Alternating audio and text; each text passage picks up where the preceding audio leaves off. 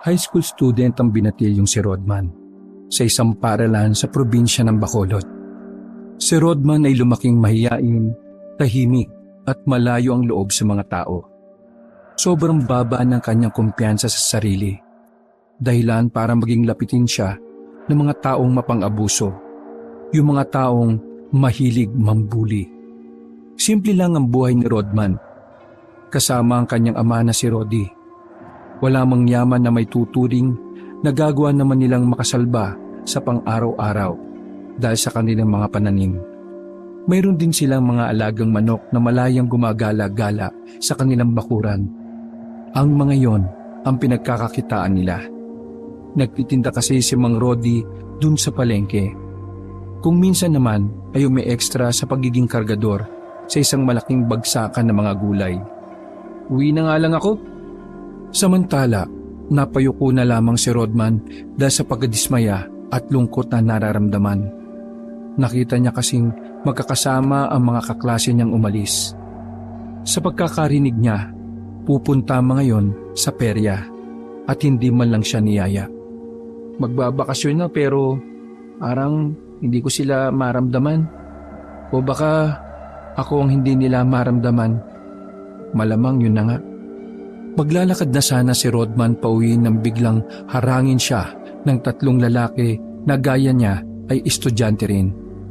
Pero mukhang mas mataas na antas sa kanya ang mga yon. Hoy, pahingi nga akong pera. Wala na akong pera eh. Agad na hinawakan ni Rodman ang kanyang bulsa. Nakapa niya roon ng barya na sana'y pamasahin na lang. Ha? Bakit naman kayo hingi ng pera sa akin? Masama ba? Eh gusto ko eh. Oo, masama. Kasi pera ko to eh. Kaya nga nangihingi, di ba? Pengi! Hinawakan ng lalaking yun ang kwelyo ni Rodman. Itinulak nito si Rodman kung kaya't napadikit ang binatilyo sa pader. Akin na pera mo. Kung ayaw mo masaktan ka ba? Sige, isusumo kita sa papa ko. Nagtawa na ng tatlo. Para sa kanila ay isang malaking duwag si Rodman dahil sa sinabi nito. Sumbong tatay pala ito eh. Wala akong pakialam kung kanino ka ba magsumbong. Papa ko, pulis! Pwersahang dinukot ng lalaki ang natitirang barya ni Rodman. Wala nang nagawa si Rodman kundi ang hayaan na lang na makaalis sa mga yon. Karmahin sana kayo. Dahil wala ng pera si Rodman, ay napilitan na naman siyang maglakad. Kung tutuusin, kaya naman niyang maglakad kahit araw pa. Pero ayaw ng kanyang ama dahil malamang ay gabi na siya makakauwi sa kanila. Sinimulan na ni Rodman ang paglalakad. Nung una ay may mga nakakasabay pa siya, pero makalipas ang ilang minuto ay mag-isa na lang siya sa daan. May kadiliman na ang dinadaanan niya dahil malalaki ang agwat ng mga poste ng ilaw. Bukod pa roon, madalang lang ang dumadaan na sasakyan doon dahil alternatibo lang naman yon. Sa kasagsagan ng paglalakad ni Rodman, nararamdaman niya na parabang may sumusunod sa kanya. Hindi yun ang unang beses na naramdaman niya yon. Sa tuwing maglalakad kasi siya pauwi, lagi niyang nararamdaman na parang may kung sinong nakasunod. Nakakaramdam na ng kaba ang binatilyo. Matatakutin pa naman siyang tao. Sino yan? Naglakas loob na siyang magtanong. Ngunit wala man lang tumugon. Kaya naman binilisan na lamang niya ang kanyang paglalakad. Hanggang sa makarating na siya sa parte na meron ng mga tindahan. Nakiusap siya sa truck ng gulay na makikisabay. Mabuti na lamang ay pinayagan siya. Pagka-uwi niya sa kanila ay wala pa ang kanyang ama. 6:00 na nun, kaya naman naisipan na lang niyang magsaing na agad sa kanilang bakuran. Habang nagpapakulo ay siya namang litaw ng kanyang kababatang si Dino. Oh, napadaan ka yata. May daladalang notebook ang binatilyo habang pakamot-kamot pa sa ulo. Eh kasi, hindi ako marunong mag-drawing eh. Pwede mo ba akong tulungan? Eh sino ba kasi yung dinodrawing mo? Si Lapu-Lapu. Tingnan mo kinalabasan oh. Mukhang aswang eh. Assignment nyo to no? Oo, assignment namin yan. Katabad nga eh. Ay, teka nga pala pre. Nasaan papa mo? Ah, nasa trabaho pa yata. Doon sa pinag-extrahan niya. Uy, sabihin mo sa papa mo. Alam mo naman di ba na may aswang daw dito sa atin? Kilala mo si Mang Paeng? Yung kalbo na makintab yung ulo? Inaswang daw yun, pre. Ano? Inaswang? Paano nga aswangin eh? Hindi naman yung buntis. Inatake siya, pre. Sugat-sugat yung kamay eh. Buti nga yun sa kanya. Siraulong tao yun eh. Dito sa atin, walang iya yun. Kahit sino niyayabangan. Palibasa, walang pumapalag. Buti nga sa kanya at inano siya ng aswang. Uy, huwag kang ganyan. Kahit masamang tao yun, hindi pa rin tayo dapat natutuwa kapag may nasasaktan. Tako naman, Rodman. Kaya kayo naabuso eh. Masyado kang mabait. Dapat, minsan maging masama ka rin. Ano? Manuntok ka bigla, ganun. Ay, pambihira ka. Hindi naman ako ganun pinalaki ni Papa eh. Pero, mabalik tayo sa usapan. Si Mang Paeng inaswang? Nakita niya ba yung aswang? Yang sabi ng anak niya, na narinig ko nakita raw. Lalaki raw yung aswang eh. Paano hindi makikita? Kaninang alas 5 ng umaga sa inatake. Eh di ba medyo maliwanag na nun? Basta, lalaki raw. Nakakatakot yung muka. Parang demonyo. Tapos, may pakpak daw. Malapad na pakpak. Pagtapos daw umatake, lumipad palayo. Ay, grabe. Nakakatakot na rito sa atin, oh. Sa pagkakatanda ko, bata pa lang tayo, may aswang ni. Oo, meron naman talaga eh. Pero sadyang magaling yung aswang eh. Hindi mauli-uli. Sandaling huminto ang kanilang pag-uusap nang matanaw ng dalawa sa daan ang magandang babae na paparating. Kahit mahina ang ilaw sa daan, nagliliwanag sa mga mata ng dalawa ang kagandahan ng babae. Ang babaeng yon ay si Marina. Mas matanda yon sa kanilang dalawa ng 3 taon. Pero hindi yun naging hadlang sa pagtingin ni Rodman sa babae. Noon pa man, alam ng binatilyo na may gusto na siya kay Marina. Hindi niya lang masabi-sabi dahil sa taglay niyang hiya sa katawan. Wala siyang lakas ng loob para humarap sa babae. Sobrang baba kasi ng kumpiyansa niya. Uy, si Marina oh. Tawagin ko, sabihin ko tawag mo. Uy, wag, baliw ka. Wala nang nagawa si Rodman nang sumigaw ng malakas ang binatilyo. Marina! Dito! Napalingon naman agad ang babae ng may ngiti. Oh, ayan na. Mag-usap na kayo. Ala, anong sasabihin ko? Eh di kahit ano. Basta, lapitan mo na. Tinulungan ka na nga eh. Sa pilitang itinulak ni Dino ang kaibigan hanggang sa makarating na sila sa labas ng bakuran. Hi, magandang gabi. May isasabihin ba kayo? Ako wala. Pero itong kaibigan ko meron. Uy, ano ang sasabihin ko? Basta, kahit ano lang. Rodman, anong sasabihin mo? Mahiyaya pa si Rodman habang kumakamot sa kanyang ulo. Basta, kahit ano lang. Ha? Ano? Siniko ni Dino si Rodman at sandaling inilayo. Baliw ka. Anong sinasabi mo? Sinabi ko yung sinabi mo. Ang sabi ko kahit na ano, basta pwede niyong simulan para makapag-usap. Diyos ko ka. Bilis, lapitan mo ulit. Si Rodman na lamang ang lumapit sa babae habang si Dino naman ay dumistansya sa kanila. Marina, anong ulam niyo nung nakaraang Lunes? Tumingin si Rodman kay Dino na halos malagas na ang buhok sa sobrang stress sa kanya. Ulam? Nung nakaraang Lunes? Hindi ko maalala eh. Bakit mo tinanong? Hindi mapakali si Rodman. Galaw ng galaw ang kanyang mga daliri. Ganun siya, lalo na kapag kinakabahan. Pasensya na pero kinakabahan kasi ako eh. Huwag kang kabahan. Ano ka ba? Hindi naman ako artista eh. Pareho lang tayo, simpleng tao. Ha? Ano kasi? Pwede bang ano? Pwede bang kitang maging kaibigan? Magkaibigan naman tayo, diba? Hindi, ang ibig ko sabihin, maging malapit pa sa isa't isa na magkaibigan. Yung handang dumamay kapag may problema. At siyempre yung pwedeng utangan. Hindi, joke lang. Joke lang yung utang Tinapik ni Marina sa balikat si Rodman. Tila nakuryente naman ang katawan ng lalaki sa sobrang kilig. Siyempre naman pwede. Alam mo, wala rin kasi akong kaibigan na lalaki eh. Kaya, sige. Gusto ko lang din malaman kung anong pakiramdam ng may kaibigan na lalaki. Ha? Talaga? Pumapayag ka? Oo, mula ngayon, magkaibigan na talaga tayo. Okay? Mauna na ako friend. Bye-bye. Naglakad na palis ang babae at naiwang napanganga na lamang si Rodman. Hindi to makapaniwala sa nangyari. Ang dating pangarap lamang na makausap ay magiging kaibigan na niya. Walang iya ka. Nakanganga ka dyan. Pasukan ka ng imbutido dyan eh. Uy, ano? Ayos ka ba? Ha? Grabe. Ganito pala pakiramdam. Para akong nakalutang sa hangin. Sira ulo, ano ka, adik? Maraming salamat din nyo Ano ka ba? Makababata tayo, no? Brotherhood na tayo, no? Tsaka, lagi mo akong tinutulungan sa assignment.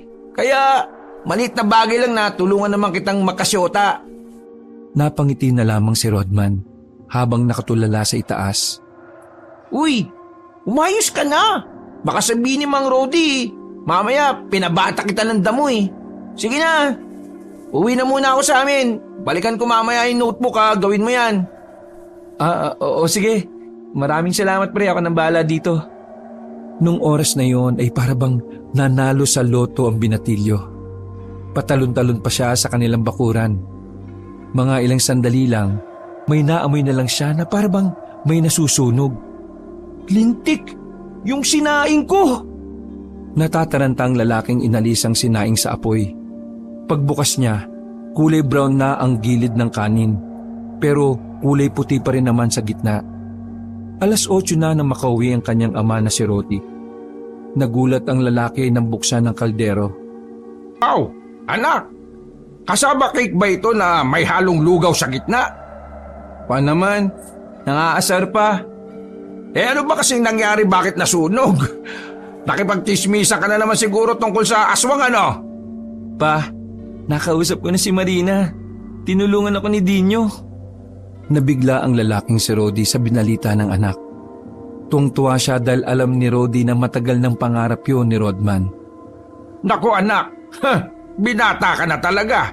Magandang senyales yan anak. Kapag naging kayo na, huwag mo nang pakawalan. Mag-aral ka maigi para kapag nakatapos ka may maganda kang trabaho. Para pwede mo na siyang pakasalan. Tapos mag-anak kayo ng marami para marami akong apo. Sabik na sabik si Rodi habang sinasabi ang mga bagay na yon. Ala, si Papa, ang layo na ganung iniisip mo.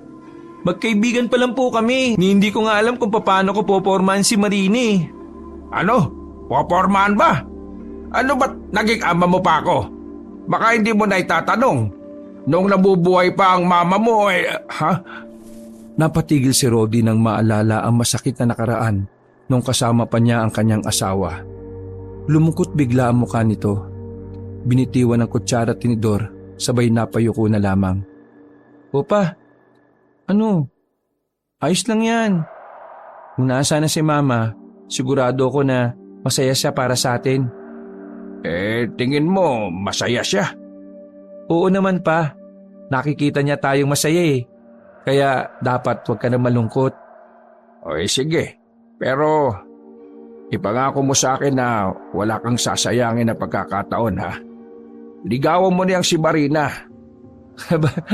Bahala na pa. Nagtawanan na lamang ang dalawa at sinimulan na rin kumain. Aminin man ni Rodman o hindi, kinakabahan siya para sa sarili. Alam niya kasing maraming pumuporma sa babae. Di hamak na mas gwapo at mayayaman ng mga yon. Samantalang siya, simpleng binatilyo lamang na naninirahan sa simpleng bahay. Kinabukasan ng umaga ay papasok na sana ang binatilyong si Rodman nang magpunta si Dino. Naka-uniforme na rin ito kagaya niya.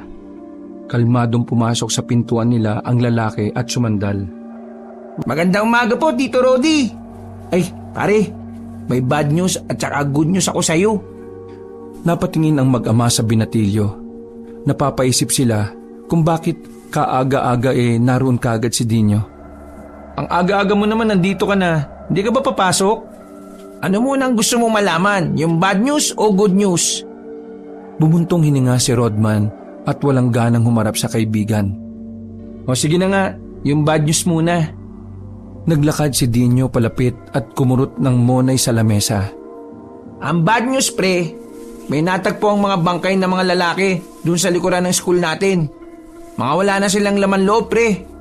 Ang sabi-sabi sa kwento, mga aswang daw yung pumatay sa mga yun. Kasi isipin mo sinong matinong tao ang gagawa nun? At saka, 9 na katao sila, pre. Diba? Nakakatakot. Napaayos ng upo ang lalaking si Rodi. Palimitong napalunok ng laway. Samantala, bakas din sa mukha ni Rodman ang pagkabahala sa kanyang nalaman. Mga aswang? Pa, aswang nga kaya gumawa nun? Ay, hindi ko alam. Pero base sa kwento ng kaibigan mo baka nga. Nakakatakot na, no? Nung nakaraan, si Mang Paing ang inatake. Ngayon, may mga lalaking bangkay naman. Ano naman kaya susunod? Sandali. Ano naman ang good news na sinasabi mo? Ngumisi si Dino na parang napakalaking epekto ng sasabihin niyang balita. Ang good news, walang pasok, pre! Ano? Good news yun sa'yo? Para sa isang estudyante na tinatamad, oo naman, good news yun. Hindi yung good news sa akin. Ang dami ko pang gustong matutunan Good news na rin yun para sa'yo. Para na rin sa kaligtasan ng mga estudyante. Nagkansela ng pasok dahil nababala ang pamunuan ng paaralan natin. At ang sabi pa, babalik na lang ang klase kapag nagkaroon na ng magandang lead sa kaso. Hindi na kaya biro yun nangyari, no? Mga bangkay yung pre. Hindi lang isa, marami. Tama ang kaibigan mo. Mas maigi nang wag na muna kayong pumasok. Alam nyo naman na gabi na uwian nyo baka mamaya kayo pa ang makasalubong ng mga aswang. Kung totoo man yon.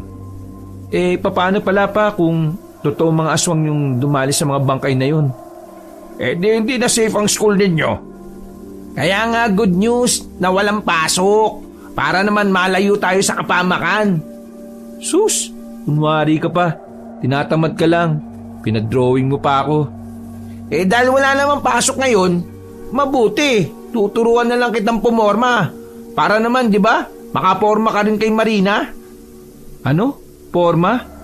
Magkaibigan lang kami noon. Narinig mo naman, di ba? Ano ka ba? Sa pagkakaibigan naman yan lahat nagsisimula Isa pa, gusto ng mga babae sa mga lalaki yung maayos manamit. Mang Rodi, may napalit tong kaibigan ko Ano ba naman tong anak nyo? Natawa at napailing na lamang ang matandang si Rodi. Sa huli ay pumayag din si Rodman. Aminado rin naman kasi siya na wala siyang kaalam-alam sa mga pormahan. Lalong-lalo na kung papaano manligaw sa isang babae. Isinama ni Dino si Rodman sa bahay nito. Marami-rami na rin kasing damit si Dino na hindi na nito masyadong nagagamit. Magaganda pa naman ang mga yon. Dahil ang iba roon ay padala pa ng nanay ni Dino na nasa ibang bansa.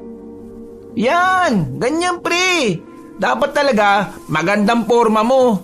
Kilala mo naman si Marina. Maraming nanliligaw dun. Dapat kaya mong sumabay sa kanila. Sigurado ko ba na may laban ako sa kanila? Kailangan mo lang may kumpiyansa sa sarili, no? Magtiwala ka sa sarili mo. Hindi yung palagi ka na lang mukhang sisiw. Bumuntong hininga na lamang si Rodman. Sa isip niya ay palihim siyang nagpasalamat sa Panginoon dahil may kaibigan siyang gaya ni Dino. Isang kaibigan na handang tumulong sa kanya para lamang mapabuti siya. Lumipas ang ilang araw ay mas naging malapit nga si Rodman sa babaeng si Marina. Dahil ilang araw na ring walang pasok sa school, mas napapadalas na ang pagkikita ng dalawa. Lagi silang nagpupunta sa peryahan. Kung minsan nga, ginagabi na sila ng uwi. Masaya si Rodman na kasama ang babae. Pakiramdam niya, Siya na ang pinakagwapong lalaki sa mundo kapag katabi niya si Marina. Kahit na kaibigan pa lang ang turingan nila, ay masaya pa rin si Rodman. Ika nga ni Dino, sa pagkaibigan nagsisimula ang lahat. Gabi ng Lunes noong nasa gilid na ng kalsada si Rodman at si Marina. Naghihintay na lamang sila ng masasakyan ni Marina. May iba pa kasing pupuntahan ng babae noon ng gabing yon. Alam mo, sobrang nag-enjoy ako na kasama ka. Hindi ko inakala na ganyan ka pala kasaya kasama. Nako, hindi naman. Sabi nga ng mga kaklase ko boring naman daw akong kausap Hindi totoo yan, no? Kung boring ka, edi sana hindi na ako sumama sa'yo. Ayaw ko kaya sa boring. Ikaw naman, masyado mong pinapalaki ulo ko Saang ulo? Sa taas o sa baba? Ha? Wala. Masyado ka talagang inosente. Siya nga pala. Pwede bang sa susunod ko na lang bayaran yung utang ko sa'yo? Wala pa kasi akong allowance Ayos lang naman yun, no? Ano ka ba? Basta makasama lang kita masaya na ako. Tinapik ni Marina ang binatilyo sa balikat. Palihim namang napangiti si Rodman ng dahil doon. O sige na. Ayun na yung tricycle.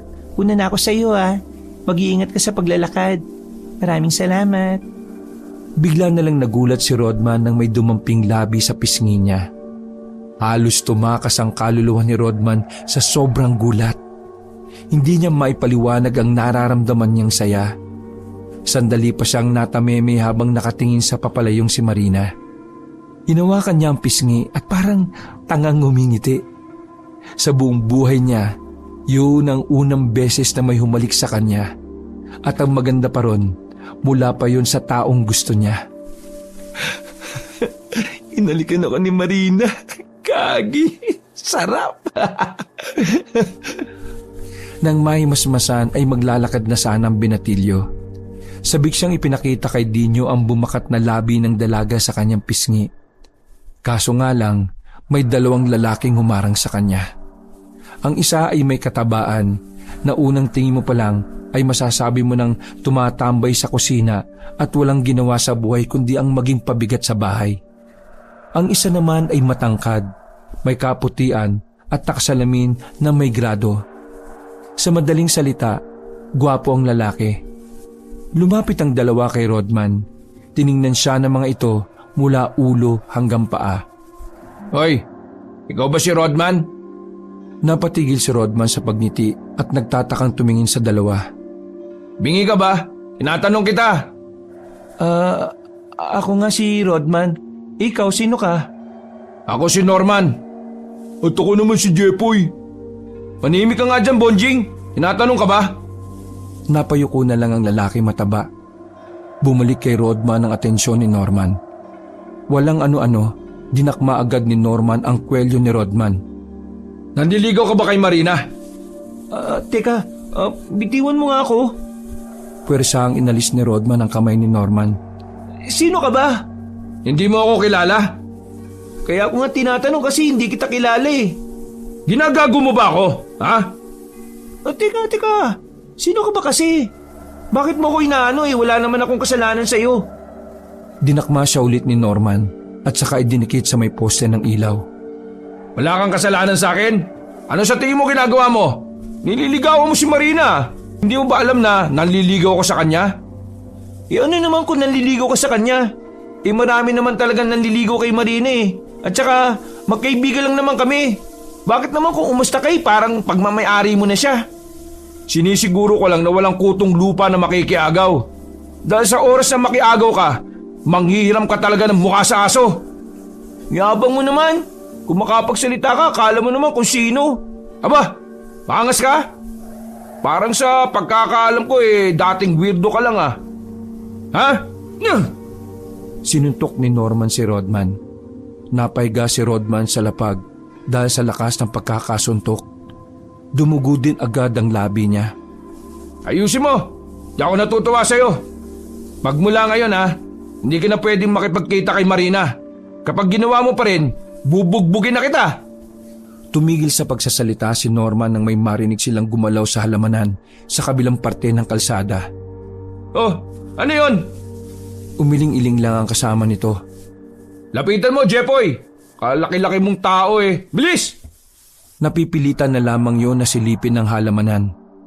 Mga ilang sandali lang, hindi na nakapagsalita ang lalaki sa nakita nito. Parang naistatwa na yon nang may lumabas na nilalang mula sa likuran ng mga halaman. Isang nilalang na maitim ang balat.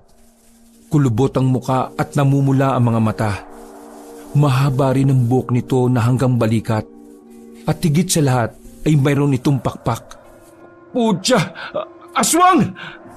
Naglakad palapit sa kanya ang hinihinalang aswang. Baka sa mukha ni Norman ang matinding takot. Hindi na rin ito makagalaw. Habang si Rodman naman sa gilid ay hindi rin makapaniwala at kinikilabutan na rin. Aswang! Huwag kang lalapit! Hindi nakinig sa kanya ang aswang. Sinakal nito si Norman at itinaas sa ere.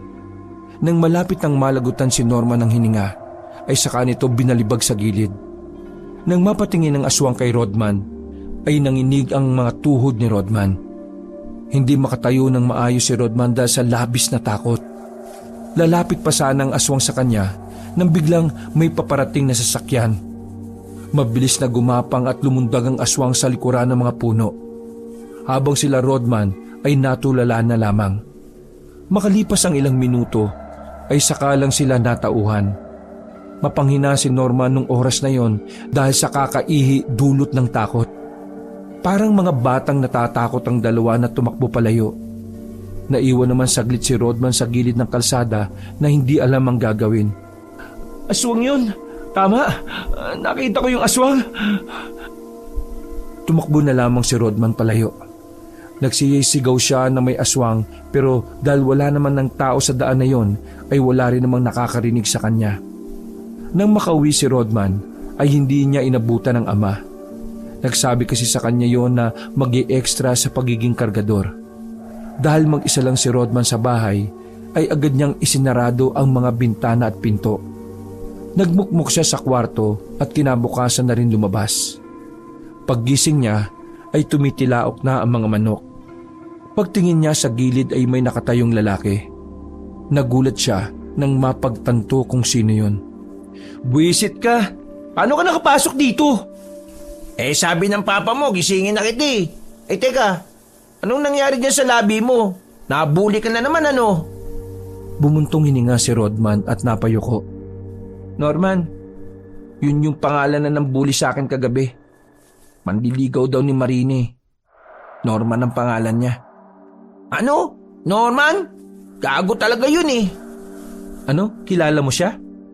Hindi, pero kanina may nakita kong lalaki sa bakery. Nagkukwento na nakaharap daw niya yung aswang. Norman din yung pangalan nun. Yun na kaya yun?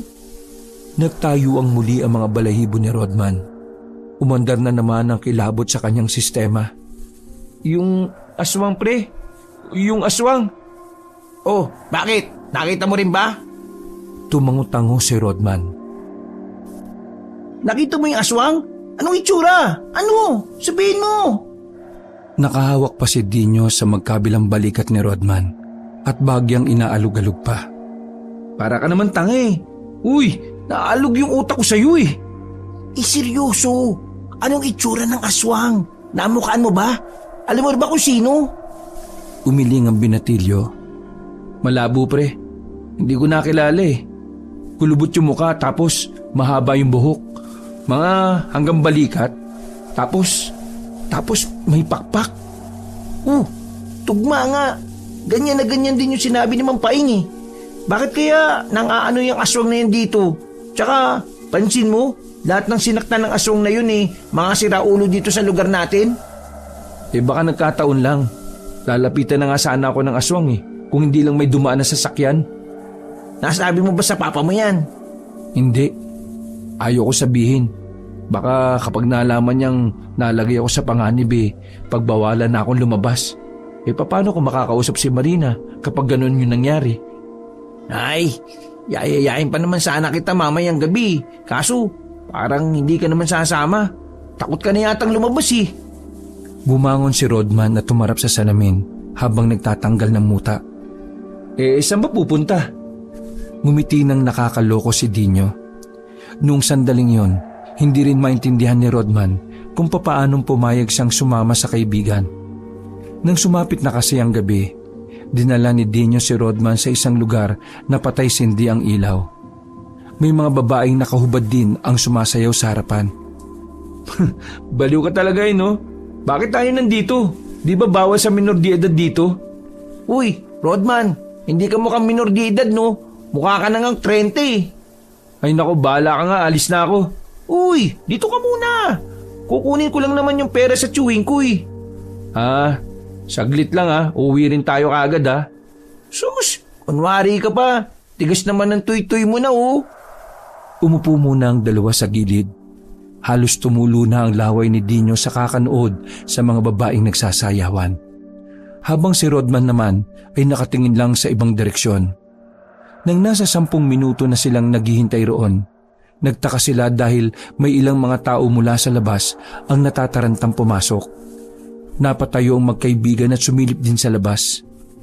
Nakita nila ang ibang lasing na nakatingala sa puno ng sampalok. Base sa kanilang pagkakarinig, namataan doon ang aswang. Umalis na tayo pre. Baka madamay pa tayo sa pag-atake niyan. Teka, yung pera ko kay Tiyo. Ay naku, mamili ka. Mamamatay ka pag umatake yung aswang o makaligtas ka. Nagkakagulo na ang mga tao sa beer house. Ang iba ay nagtakbuhan na paalis. May iba naman nagsitago na.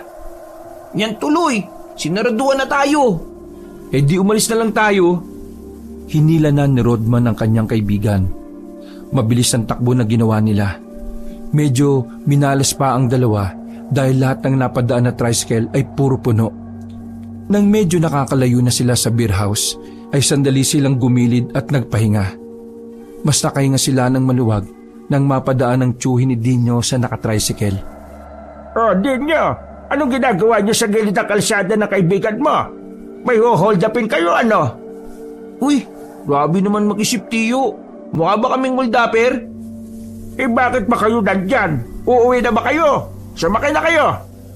Kasi Tiyo parang nangaano na naman yung aswang Nagpakita dun sa beer house kanina. Aswang baka mo? Nakto, kalokohan. Sige na, sakay na. Iatid ko na kayo. Baka sabihin na naman ng mama mo sinama na naman kita.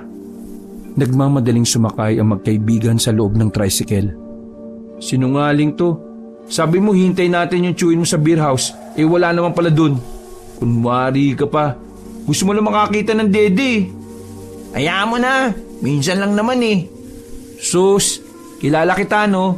Baka mo ilang beses ka nang nakarating dun. Pagkabalik ng dalawa sa barangay nila, naghiwalay na rin sila ng landas. Umuwi na lamang si Rodman pero hindi na naman niya inabutan ng ama. Nakaramdam na ng awa ang binatilyo para kay Mang Rodi.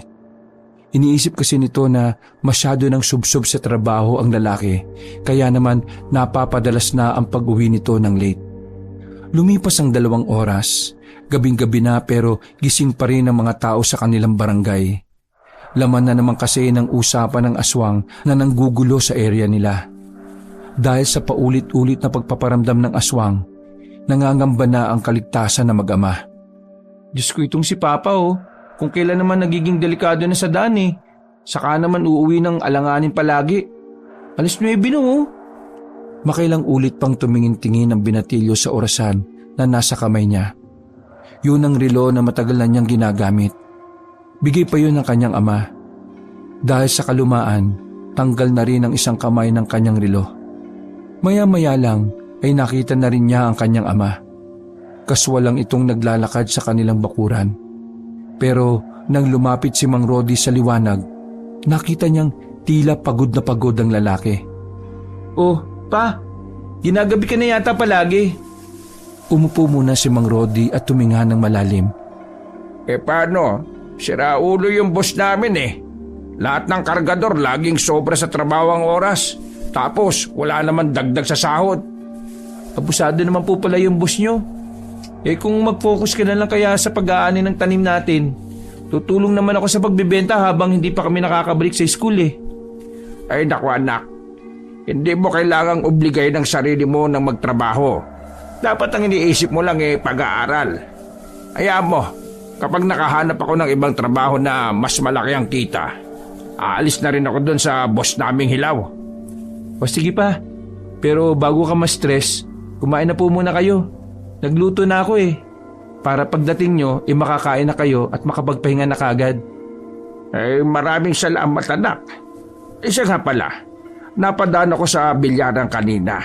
Bakit ang daming tao ron? Ano po? Maraming tao sa bilyaran? Ang ibig ko sabihin, may kumpulan ng mga tao. Tapos may mga pulis. Ano na naman kaya yung nangyari, no? Hindi kaya umatake na naman yung aswang? Aswang na naman ang salarin.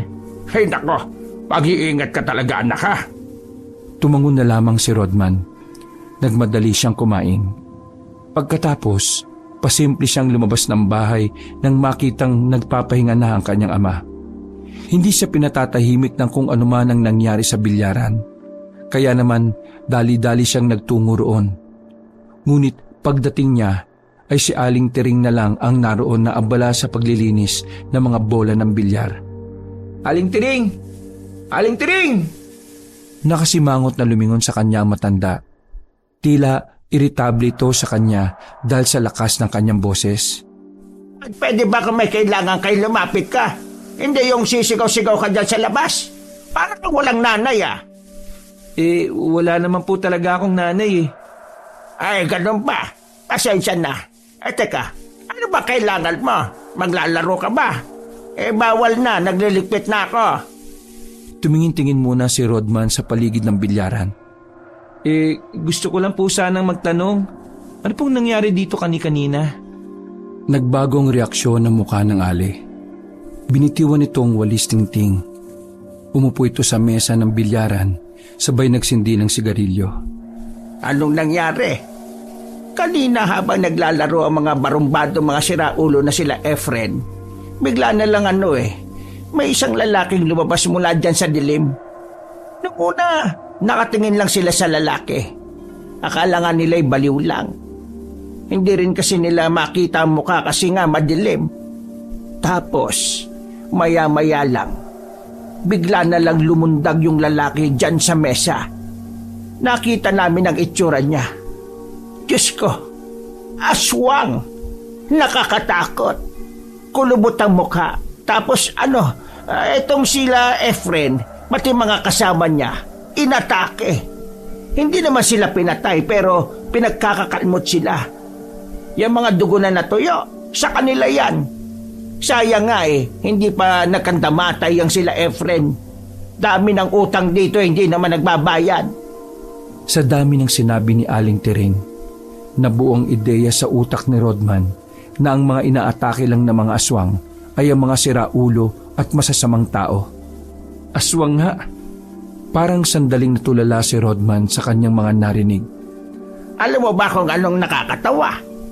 Yang sila Efren, binubuli-buli nila ang papa mo kaninang hapon.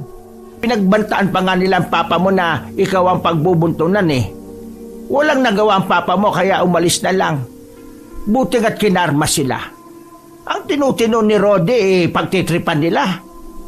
Ay nako, sana lang talaga namatay na lang yung mga hayop ng Efren na yan. Sige po, maraming salamat po. Aalis na po ako. Ay, teka, sandali. Bakit mo ba tinatanong? Ay, padapa ka sana!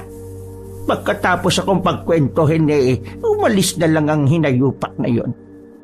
Tulog na ang ama ni Rodman nang umuwi siya sa kanila.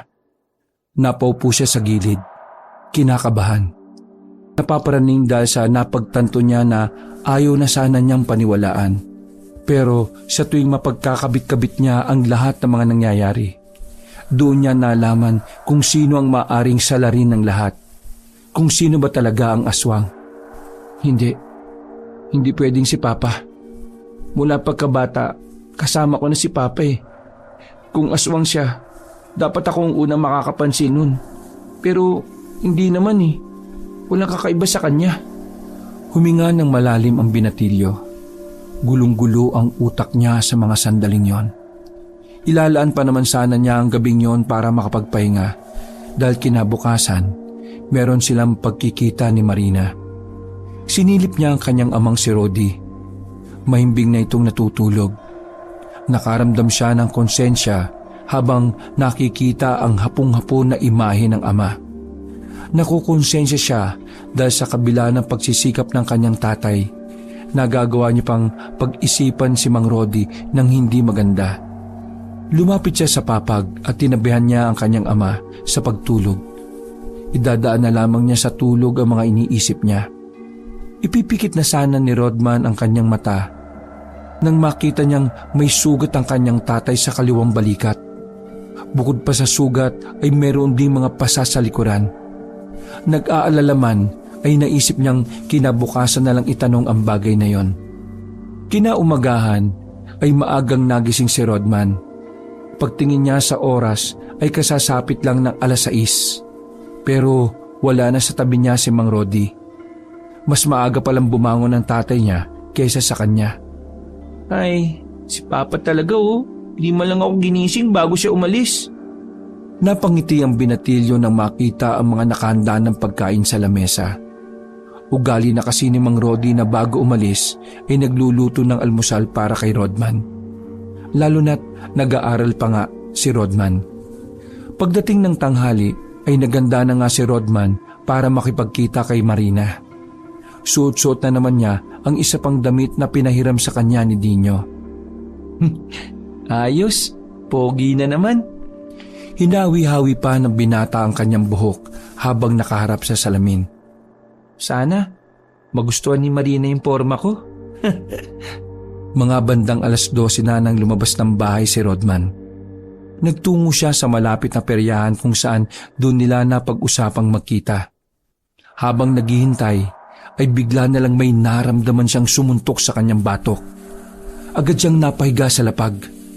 Bago siya mawalan ng malay, ay nakita niya pa si Norman na nasa harapan niya.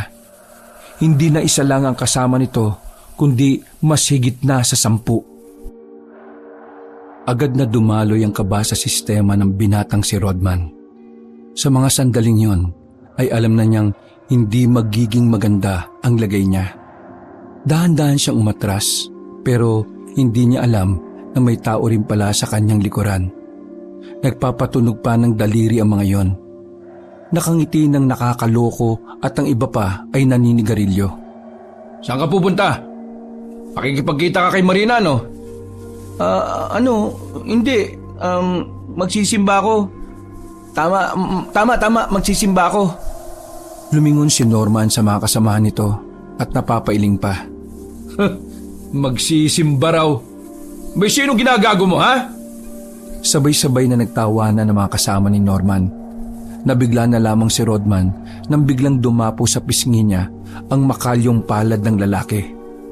Sa lakas ng pagkakasampal ay napaatras siya at nasalo ng nasa likuran niya. Agad naman din siyang itinulak pabalik. Makikipagkita ka kay Marina, di ba? Nagsisinungaling ka pa eh. Oo na, makikipagkita ako sa kanya. Pero ano naman sa'yo? Magkaibigan lang naman kami. Bawal ba kami mag-usap at magkita? Tila ba lalong umusok ang ilong at tenga ng binatang si Norman. Marunong ka nang sumagot at mga tuwiran ngayon, ha? Sinuntok ni Norman si Rodman sa tiyan, dahilan para mapalod na ang isang tuhod ng binata. Makailang beses din naubo si Rodman dahil sa pagkakasikmura sa kanya. Bakit mo ba ako sinasaktan? Ano ba kasalanan ko sa'yo? Hindi siya pinansin ni Norman.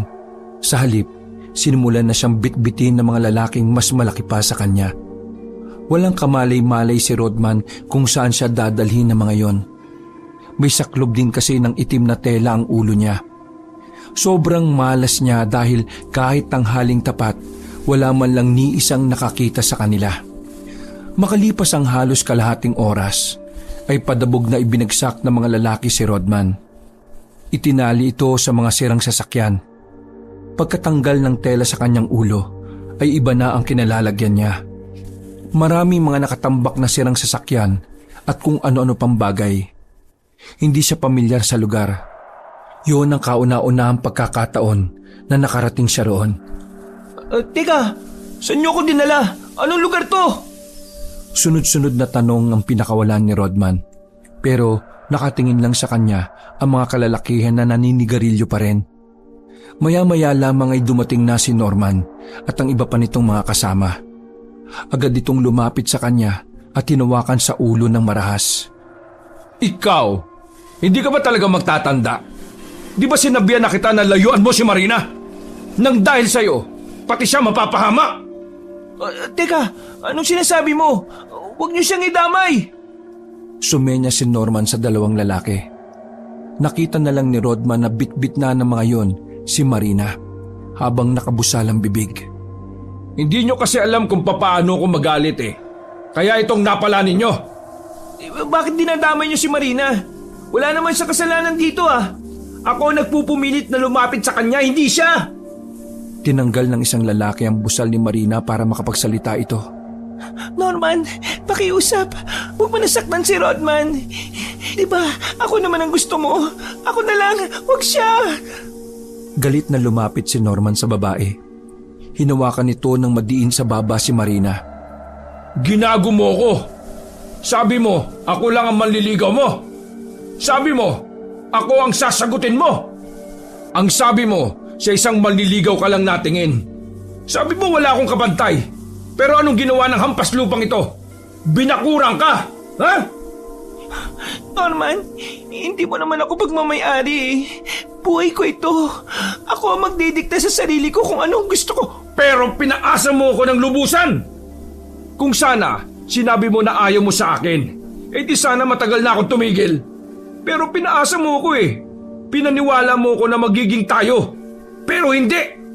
Nasayang lang palang 2 taon kong panliligaw ng dahil lang sa uhugin at pangit na ito.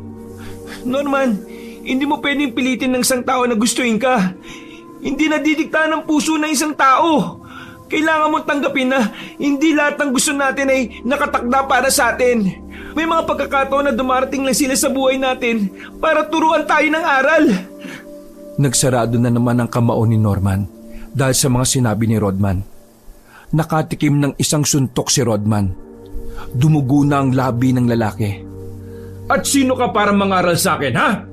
Bobo ka ba talaga? Paano ko matatanggap ang lahat kong niloko at pinaasa na ako nitong babaeng to? Ginamit lang ako nito para sa mga luho niya. Sa galit ng lalaki, tinanggal nito ang pagkakatali kay Rodman. Sa pilitan nitong itinayo ang binata at saka sinuntok ng marami sa kahit saang parte ng katawan. Walang kalaban-laban si Rodman. Bukod kasi sa may kapayatan ng katawan nito, hindi rin naman ito marunong makipagsuntukan. Sa katunayan, nahihirapan nga rin ito kahit sumalagman lang ng mga suntok. Ganun pa man, ang tanging panlaban na lang ni Rodman ay ang resistensya at ang pagiging manhid niya sa bugbog. Sanay na sanay siya sa ganoon dahil palaging nakakaranas siya ng ganon sa kanilang school. Madalas siyang nabubugbog. Nakadapa na at halos sa likanan ni Rodman ang sahig habang sinisipa siya sa likod. Tila ba wala nang pakiramdam si Rodman. Ang mahalaga na lang sa kanya ay nakikita niyang maayos ang lagay ni Marina. Norman, tama na, pakiusap. Tama na! Halikan mo muna ako! Wag! Huwag mo ngayaang madampian ng maruming bibig ang maganda mong labi! Muli na naman pinagsisisipa ni Norman ang binatang si Rodman. Mas lalong nainis si Norman nang makitang tumatawa at nakangiti si Rodman. Huminto si Norman. Galit na galit ang muka. Hanggang sa may sinabi na ito sa isa pang lalaki. Palihim na kinabahan si Rodman nang marinig niya ang salitang baril. Dahil alam niya at ramdam niya sa mga kilos ni Norman na handa na silang tapusin sa lugar na yon. Hindi ka na tinatablan ng bugbog? Pwes, tingnan natin kung di ka tablan ng bala! Umalis na muna si Norman sandali at ibinalik sa pagkakagapo si Rodman katabi ng babaeng si Marina. Duguan ang bibig nito at may pasa sa kaliwang pisngi. Patawarin mo ko. Hindi mo dapat ito nararanasan. Dahil sa mga desisyon ko, nadadamay ka. Ano ka ba? Ayos lang naman ako eh. Hindi ko mapapatawan ng sarili ko kapag ikaw naman ang sinaktan nila. Patawad talaga. Ipagdasal na lang natin na sana'y may makakita sa atin dito para makaligtas tayo. Iba na takbo ng utak ni Norman. Hindi na normal. Inabot ng ilang oras ang paghihintay bago nakabalik si Norman sa abandonadong warehouse. 6:00 na ng gabi noon at madilim na sa buong kapaligiran. Lumakas ang kaba ni Rodman nang makitang dumating na si Norman na may daladalang mahahabang baril. May mga kasama na naman ito na mga bagong lalaki na maraming tato. Ayos, may magandang babae pre. Pag mo na isali yan, papapakinabangan ng gang natin yan. Gago ka ba? Akin lang yan. Manigas ka dyan. Tumayo ang mga lalaki sa harapan nila Rodman. Hindi maalis ang tingin ni Rodman sa mahabang baril na yon. Di niya lubos maisip na aabot talaga sa ganoong punto si Norman. Norman, uminaon ka. Hindi maganda yung iniisip mo. Bakit? Ano sa tingin mo ang magandang isipin? Lumapit si Norman at umupo sa harapan ni Rodman. Ngayong gabi, mamamatay ka na. Kaya simulan mo nang magpaalam sa mga mahal mo sa buhay. Oops! Wala pa sila rito. Magpaalam ka na lang sa Panginoon mo. Siya lang naman ang nakakakita sa iyo eh. Tumawa ng malakas si Norman. Sinabayan din naman ito ng buong gang. Tama lang pala ang desisyon ko na huwag kang piliin. Hindi ko inakala na ginto ka pala kasama. Mabuti pa si Rodman. Kahit na weirdo at mukhang walang alam, mabuting tao at napaka-sincere ng puso niya. Hindi gaya mo na tinatapatan palagi ng material na bagay ang pagmamahal. Tila nakaramdam ng pagkapahiya si Norman sa harap ng mga kasamahan nito. Nagtawanan din kasi ang mga yon, kaya mas lalong naasar si Norman. Bakit? May magagawa ba yung kabutihan ng lalaking yan ngayon? Mamamatay na siya ngayon. Wala ring silbi ang pagiging mabuti. At least, kung mawawala siya sa mundo, maalala siya ng mga tao bilang mabuti at tatanggapin siya sa langit. Eh ikaw, baka pati sa impyerno tanggihan ka eh. Napiko na naman si Norman kaya ikinasanan niya ang shotgun na dala. Wag si Marina, pakiusap. Hindi talaga siya. Kasi ikaw mamamatay ngayong gabi. Itinutok ni Norman ang dulo ng shotgun sa ulo ni Rodman. Noong mga sandaling yon, ay tanggap na ng lalaki na hanggang doon na lamang ang kanyang kapalaran. Napapikit na lang siya nang makitang nakahawak na si Norman sa gatilyo. Nang biglang, nakarinig sila ng putukan sa labas. Naalarma si Norman at ang ibang kasapi ng gang. Mga lintik kayo!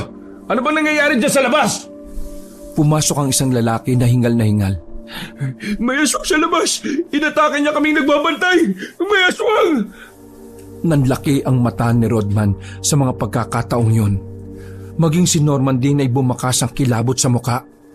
Bumalik na naman sa alaala nila kung ano ang itsura ng aswang. Mga inutil! May baril kayo! Tamaan nyo! Barilin nyo! Nagtakbuhan na papasok ang mga nagbabantay sa labas.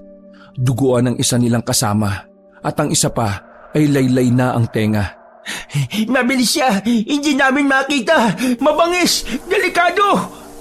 Sinapak ni Norman ang lalaking madaldal na yon sa sobrang inis niya. Sandaling nanahimik ang buong paligid habang sila ay nakikiramdam lamang. Mga kuliglig lamang ang naririnig nila at ang mga punong nagsasayawan dahil sa lakas ng hangin. Norman, sama-sama yata tayo mamamatay dito ah. Kakainin tayo ng aso. Nakatikim ng sampal si Rodman mula sa isang lalaki kaya agad siyang napatahimik. Mga ilang sandali lang, naramdaman na nila na may naglalakad sa bubungan ng warehouse. Nakahanda na ang mga baril ng ilang miyembro ng gang. Maya-maya lamang, bigla na lang namatay ang nag-iisang ilaw nila. Nagsimula ng mataranta ang ilan sa kanila. Nagkakapaan na lang sila dahil sa dilim. Huwag kayong matakot! Mga wala ba kayong bayag? Aswang lang yan eh! Nagulat lang sila nang biglang may hinila na isa sa kanila. Pinaputokan nila yon pero ang kasamaan lang nila ang natamaan. Kanya-kanya ng pulasa ng mga gangster. Hindi na rin alam ni Rodman at Marina kung ano ang nangyayari dahil sobrang dilim. Ang iba ay nagtakbuhan palabas. Naiwan namang nakatali ang dalawa. Okay ka lang ba, Rodman? Sumagot ka naman oh. Oo, ayos lang ako. Masakit lang ang buong katawan ko. Hindi ako makakilos na maayos eh. Sige, akong bahala. Bakit? Anong gagawin mo? Maluwag ang pagkakatali sa akin, kaya matatanggal ko ito. Sinenyasan ko yung lalaki kanina eh. Nauto naman ang loko. Langya, ganyan pala talagang nagagawa ng kagandahan, no? Ay naku, manahimik ka nga dyan. Mapapagod ka lang lalo kapag nagsalita ka. Eto na, natanggal ko na. Agad na nilapitan ni Marina si Rodman at kinapaka pa ang lalaki. Marina, iba na yung kinakapa mo eh. Ay, ano ba ito? Alaga ko. Ay, Diyos mio. Sa likod, bilis! Agad na kinalagan ng babae ang pagkakatali ni Rodman. Ilang segundo lang ay natanggal na rin niya yon. Ang problema nga lamang nila ay kung papaano sila makakalis ng lugar na yon, gayong nasa labas lahat ng mga miyembro ng gang at si Norman. Hindi alam ng dalawa kung ano ang gagawin nila sa kalagitnaan ng gulo. Patuloy lang ang mga kasama ni Norman sa pagpapaputok kahit wala naman silang nakikitang aswang sa labas. Habang naghahanap ng malalabasan si Rodman at Marina, may natanaw silang isang malaking bintana. Pero dahil may kataasan yon, kinailangan pa nilang buhatin ng isang drum na walang laman. Nang may tapat na nila yon sa bintana, nakatunog si Norman na nakatakas na sila sa pagkakagapos. Agad na nagpaulan ng bala si Norman ng walang tsak na direksyon. Ganun pa man, pinauna na ni Rodman ang dalagang si Marina para makatawid sa bintana. Agad din namang sumunod si Rodman palabas doon. Ano nang gagawin natin? Kapag lumabas tayo dito, pwede nila tayo makita. Baka tuluyan na nila tayo. Manatili ka lang sa likod ko. Kahit na anumang mangyari, huwag kang aalis sa likuran ko, ha? Naiintindihan mo? Tumango na lang ang dalaga sa kanya. Aalis na sana ang dalawa para makipagsapalaran, pero nagulat na lamang sila nang biglang may bumagsak na lalaking nakapantalon mula sa itas ng bubungan. Agad na napayakap si Marina kay Rodman. Dumistansya sila ng bagya nang isipin na yon ay isang aswang. Lumayo ka sa amin, aswang! Hindi nila maaninagan ng lalaki hanggang sa nagsalita na ito at saka lang nakilala ni Rodman kung sino yon. Sobrang pamilyar para sa kanya ang boses na garalgal na yon. Ha? Papa? Rodman, ako nga. Teka, anong ginagawa niyo dito? Bakit nanggaling ka sa itaas? At saka, paano mo nalaman na nandito kami pa? Huwag mo sabing... Namawis ang noo ni Rodman sa kanyang naisip. Hindi makapaniwala. Sandali siyang natameme. Alam kong alam mo na ngayon. Pasensya at nagulat ka. Pero wala na akong panahon para magpaliwanag pa sa'yo. Ikukwento ko na lang lahat kapag natapos na ito at kapag nakatakas na kayo ng babaeng ito. Miss, pakiusap. Sakaling makaligtas kayo, ikaw na ang bahala sa anak ko, ha? Alagaan mo siya. Opo. Maging si Marina ay naguguluhan din sa mga nangyayari. Ilalayo ko sila rito. Magpapahabol ako para makalis kayo. Sige na. Nagulat ang dalawa nang biglang may lumitaw na pakpak sa likuran ng lalaki. Lumundag si Mang Rodi sa bubungan at saka lumipad. Uy, Rodman, papa mo yan, diba? Bakit aswang siya? Aswang ka rin ba? Hindi ko alam kung bakit siya naging aswang. Naguguluhan din ako eh. Ang mahalaga ngayon, makaligtas ka. Tara na! Kahit gulong-gulo ang isip ay pinilit pa rin ni Rodman na makafocus. Hinawakan na ni Rodman ang babae.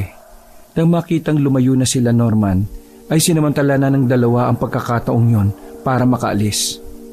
Paika-ika pa ng takbo si Rodman dahil sa pagkabugbog sa kanya. Nang bagya na silang makalayo, ay pansamantala muna silang tumigil. Nagtago sila sa kakahuyan. Sumakit din ang paa ni Norman na siyang nabugbog din dahil sa paulit-ulit na pagsipa ni Norman. Sige na, mauna ka na Marina. Iwan mo na ako. Kailangan mo makaligtas. Hindi pwede. Magkasama tayong nahuli. Magkasama rin tayong makakaligtas.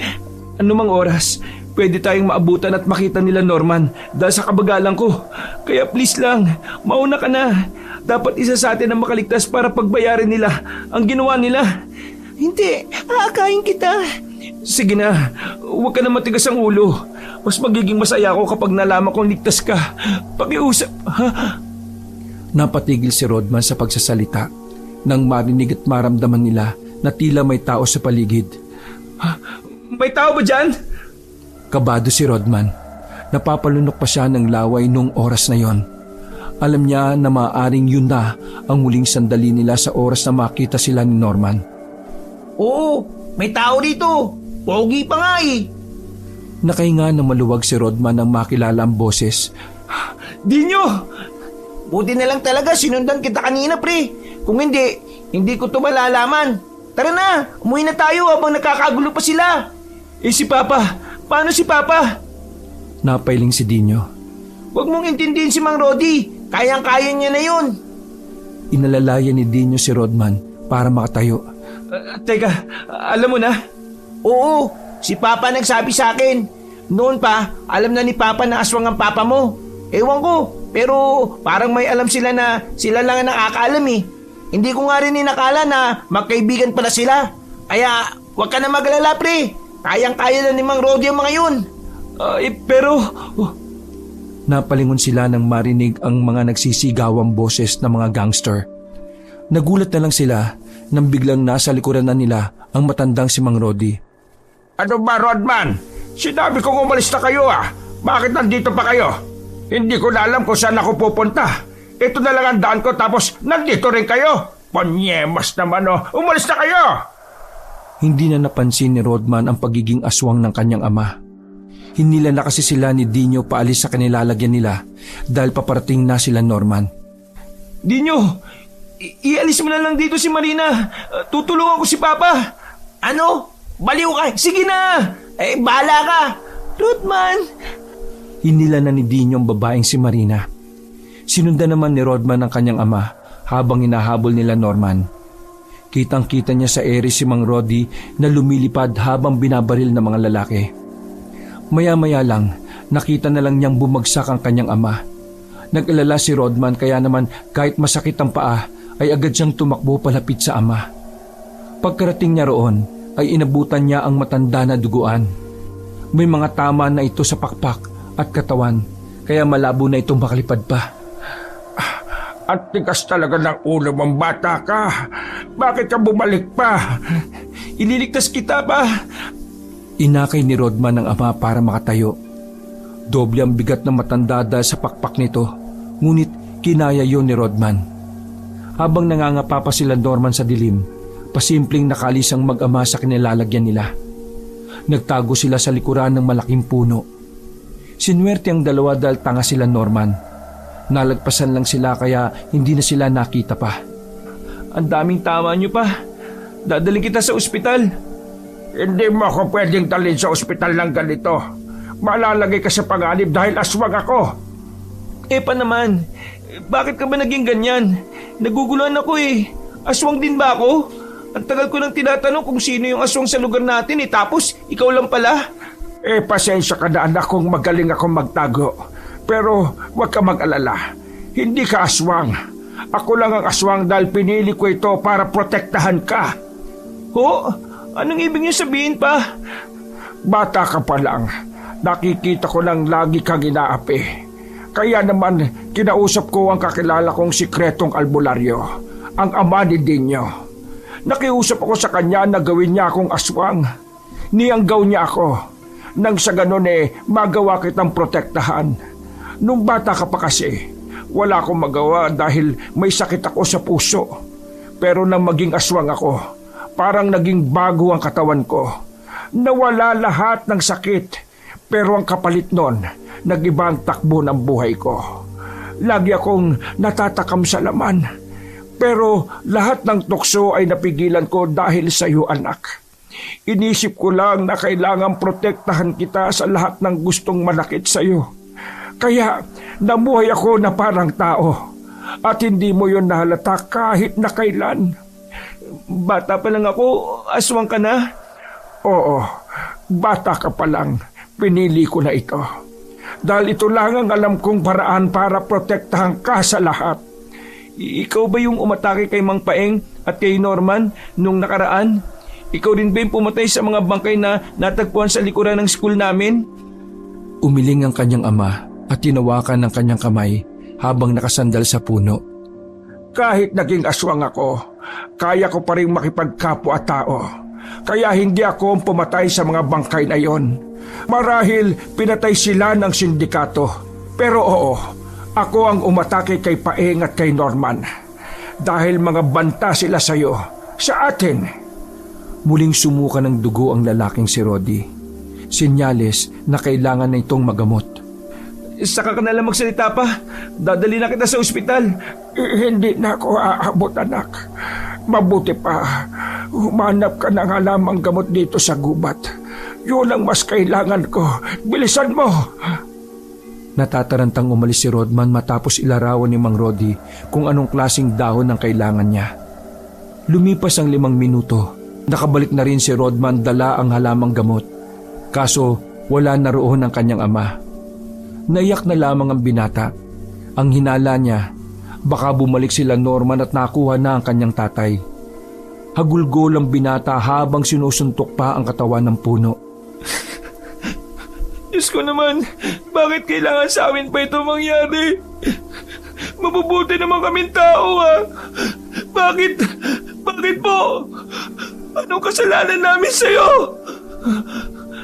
Dahan-dahang napaupo na lamang si Rodman sa lupa. Inabot na siya ng umaga ngunit hindi na talaga niya nakita ang kanyang ama. Tulala siyang nakauwi sa kanilang lugar. Napadaan siya sa barangay at maraming tao ang naroon. May mga pulis din sa tapat. Nang makita niya si Norman na nakaposas, doon lang niya napagtanto na tapos na ang gulo. Galit na galit at pinagmumura siya ni Norman bago sumakay ng sasakyan ng mga pulis. Pero walang pakialam doon si Rodman dahil ang naisip niya lang ay ang kanyang ama. Pre, hindi inamin nila Norman kung saan nila dinala si Mang Rodi. Muling tumulo ang luha ni Rodman sa sinabi ni Dino na nasa likuran na pala niya. Kasama nito si Marina. Natapos man ang kaguluhan, ngunit hindi ang pagdadalamhati ni Rodman. Ilang araw na ang nakalipas pero wala siyang ibang ginawa kundi ang magmukmuk lamang. Mabuti na lang ay sinasamahan siya ni Dino at ni Marina sa bahay. Kaya kahit na paano ay may nag-aasikaso sa kanya. Pre, kailangan mong kumain. Makakasakit ka. Nakaiga lang habang nakatulala si Rodman. Mas maganda ng magkasakit. Total, wala na rin naman si Papa Binatukan siya ni Dino ng malakas. Aray, siraulo ka ba? Paano kami nandito para sa'yo? Ako, si Marina. Hindi mo ba naisip na ilang araw na yang nandito? Nag-aalala? Minahal ka niyan kahit ganyan ka na. Ano ka ba? Baliw ka ba? Sasayangin mo yung buhay mo? Wala kang pakialam sa amin? Hindi na nakapagsalita pa si Rodman. Wala siyang lakas para makipagtalo. Napabuntong hininga na lang si Dino. Aalis na sana si Dino pero nanlaki ang kanyang mga mata nang makita ang kanyang ama. Sa gilid ng kanyang ama ay naroon din si Mang Rodi. Malaki ang ipinayat at maraming benda sa katawan. Mang Rodi? Napalingon si Rodman nang banggitin niyo ni Dino. Agad na napaluha na parang bata si Rodman at tumakbo palapit sa matanda. Niyakap niya ito ng mahigpit. Pa, akala ko wala ka na. Akala ko iniwan niyo na ako. Bakit ka umalis nun? Tumawa si Mang Rodi at niyakap din ang kanyang anak. Pasensya ka na, anak, kung umalis ako. Kinailangan kong umalis kagad para makaabot ako kay paring Tinyo. Itong papa ni Dinyo. Ginamot niya ako, kaya ako nandito ngayon. Pa, albularyo ka pala? Akala ko pabigat ka lang sa bahay Huy, manahimik ka. Baka gawin kitang aswang dyan. Rodman, anak, hindi na ako aswang. Si paring Tinyo ang nangyanggaw sa akin noon para pagbigyan ako sa hiling ko. Siya rin ang nag-alis sa akin noon. Ilang araw akong nawala dahil nasa proseso kami ni paring Tinyo. Napagtanto ko lang na kailangan ko nang magpakama sa iyo ng totoo. Maging normal na ama na hindi umaasa sa pagiging aswang. At saka, kampante na akong kaya mo nang ipagtanggol ang sarili mo. Malaki na ang ipinagbago mo at proud ako sa iyo, anak. Aray ko. Nadiinan pa ni Rodman ang sugat ng kanyang ama, kaya dumugo ito ulit. Nataranta sila na makaramdam ng hilo si Mang Rodi. Buti na lang ay naasikaso kagad ni Tinyo. Nalaman ni Rodman at Dinyo na matalik palang magkaibigan ng kanilang mga magulang. Ngunit matagal lang na hindi nagpansinan dahil sa ginawang desisyon ni Mang Rodi. Nang makabalik na si Mang Rodi sa normal na pagiging tao, sinimulan na rin ng mag-ama ang bagong kabanata ng kanilang buhay. Bagong pahina kung saan kasama na ni Rodman sa buhay ang babaeng si Marina. Wakas.